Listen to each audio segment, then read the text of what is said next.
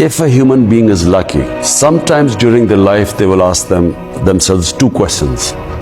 One, what is the purpose of my existence? And two, what happens to me after I die? And if they are luckier, they will find the answers in spirituality. Because science does not answer these two questions. In the spiritual world, it is not that I should live as a selfish life, which is what, if I wanted, I could have lived a very comfortable, selfish existence. In the spiritual world, you are responsible. The more the Almighty gives you, the more responsibility you have towards other human beings. Hence, my life turned from first to build a hospital for poor people, and then to enter politics and build a welfare state. So it is all part of that spiritual journey which comes from asking these two questions. Life and death is in Almighty's hands. And all you have in your hands is effort.